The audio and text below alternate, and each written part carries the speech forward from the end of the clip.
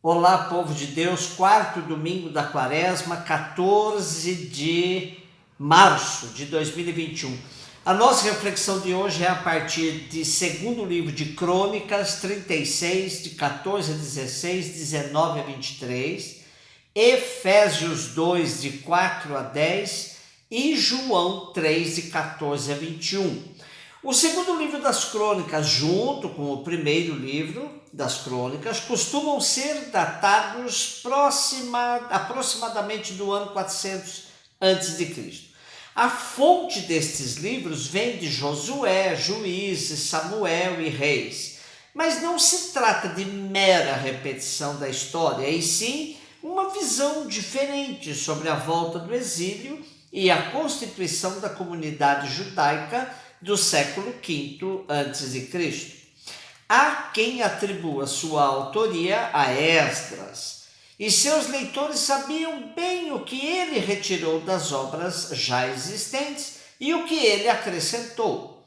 Fica como uma leitura alternativa de tudo o que já tinha sido escrito sobre a história de Israel. Os livros das Crônicas centram seu relato no templo, também chamado de santuário, ou casa de Javé, ou de Elohim.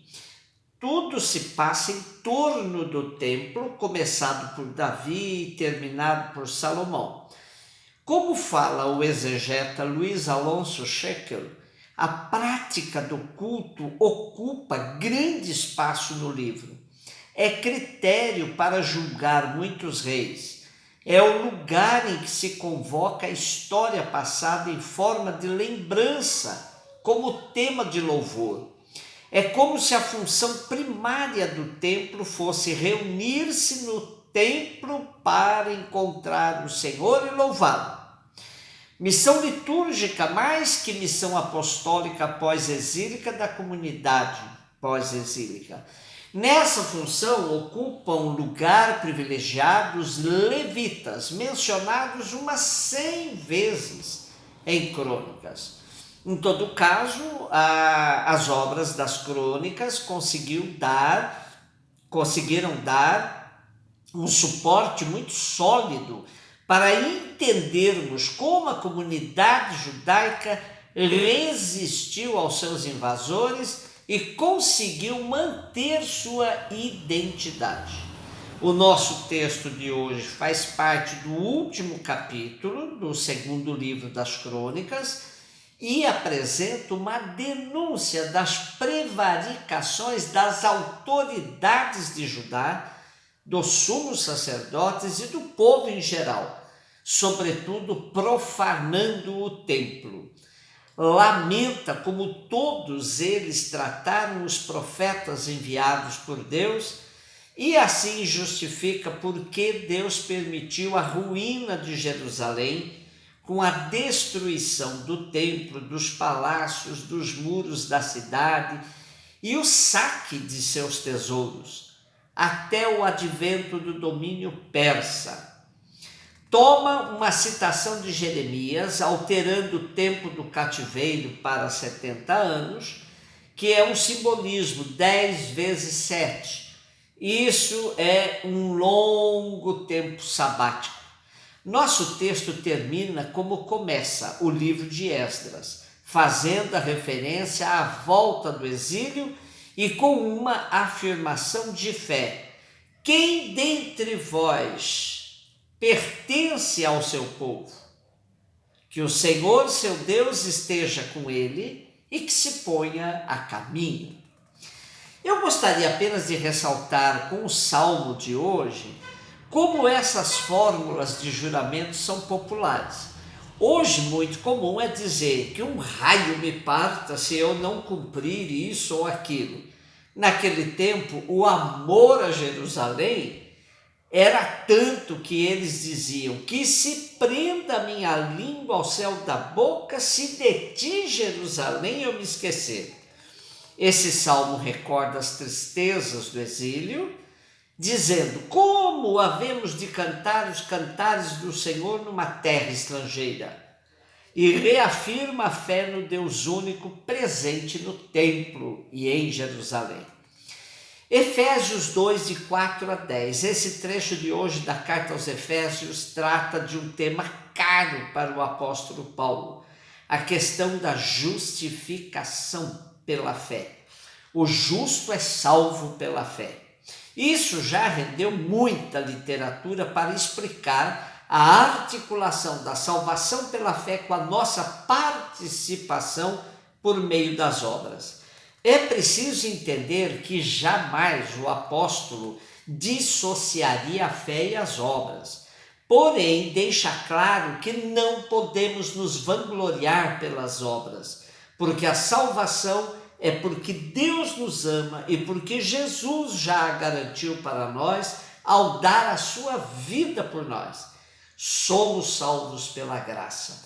Lutero insistia neste tema com 4 expressões para ele: sola fide, só a fé; sola gratia, só a graça; sola escritura, só a escritura; e solo Christus, só Cristo. Aí estavam as fontes da salvação e basta. Mas não nos iludamos que tanto o apóstolo Paulo quanto Lutero não dessem valor às obras, à prática concreta, não. O ponto que os dois insistiam é que o cristão não deve colocar sua confiança nas obras, como que obrigando Deus a nos salvar.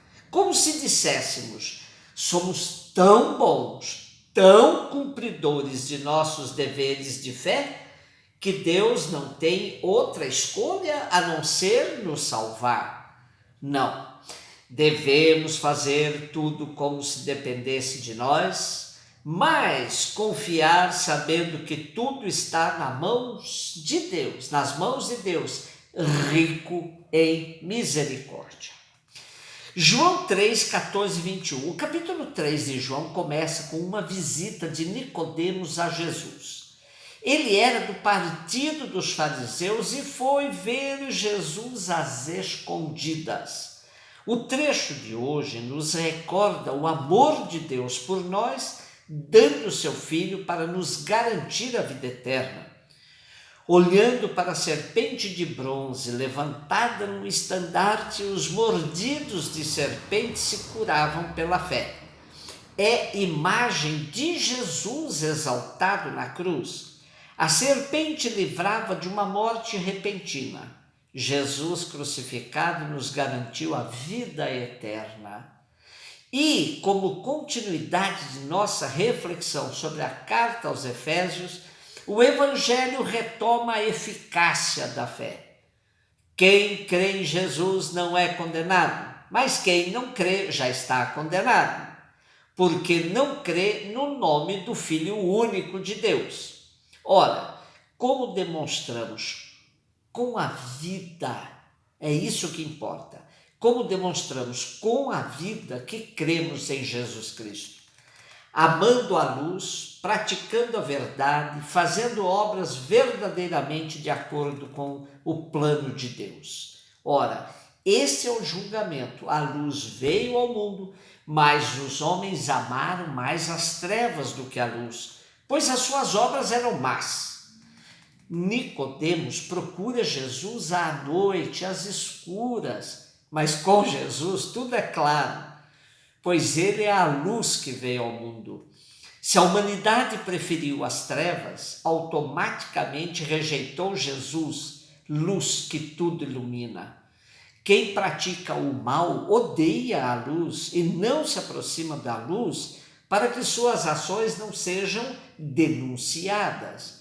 Mas quem age conforme a verdade aproxima-se da luz para que se manifeste que suas ações são realizadas em Deus.